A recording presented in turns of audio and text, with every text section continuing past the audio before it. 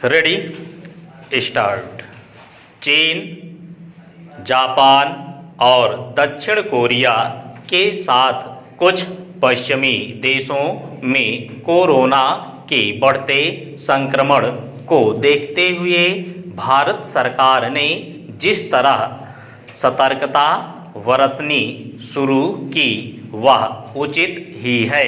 पहले केंद्रीय स्वास्थ्य मंत्री मनसुख मांडविया ने विशेषज्ञों के साथ विचार विमर्श किया।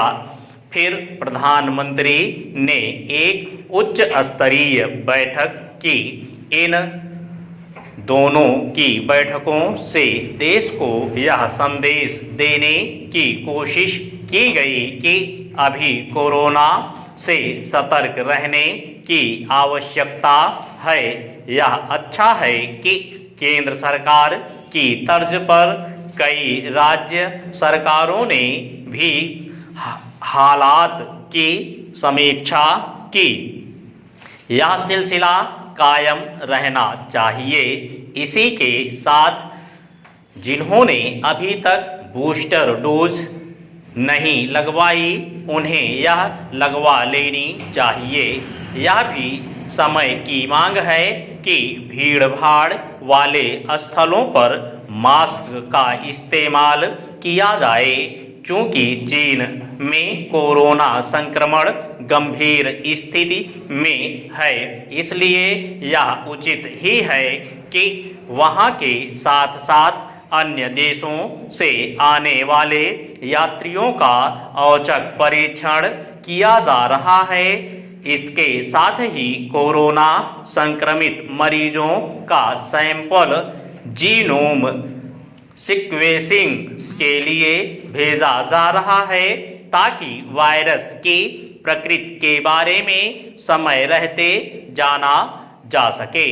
ऐसा करना इसलिए आवश्यक है क्योंकि चीन में कोरोना वायरस के नए वेरिएंट BF7 ने कहर मचा रखा है। इस पर निगाह रखी ही जानी चाहिए, लेकिन इस तथ्य की अनदेखी भी नहीं की जा सकती कि यह चीन में तो घातक सिद्ध हुआ है, लेकिन भारत में नहीं।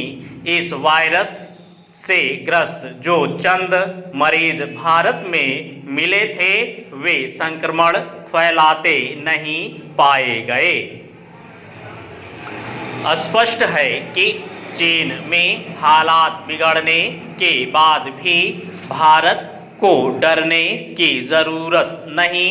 यह सही है कि कोरोना सरीखे वायरस के लिए कोई सरहद मायने नहीं रखते, लेकिन यह भी ध्यान रहे कि चीन की परिस्थितियां भारत से भिन्न हैं। सबसे बड़ा अंतर यह है कि वहां इस्तेमाल की गई वैक्सीन निष्प्रभावी सिद्ध हुई।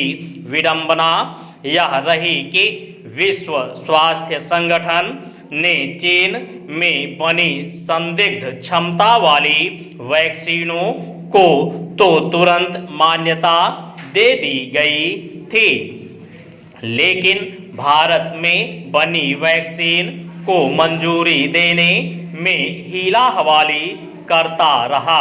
चीन के बिगड़ते हालात के बीच यह ठीक नहीं कि जब भारत सरकार के साथ विभिन्न राज्य सरकारें कोरोना को लेकर सावधान रहने का संदेश दे रही हैं, तब इसे लेकर सस्ती किस्म की राजनीति भी शुरू हो गई है। इसका कारण केंद्रीय स्वास्थ्य मंत्री की ओर से राहुल गांधी को लिखी गई इस आशय की चिट्ठी है कि भारत जोड़ो यात्रा के दौरान कोविड प्रोटोकॉल का पालन करें और यदि ऐसा न कर सकें तो यात्रा स्थगित कर दें।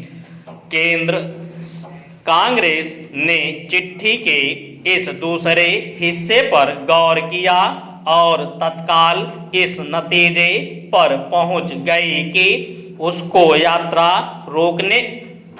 रोकने की कोशिश की जा रही है।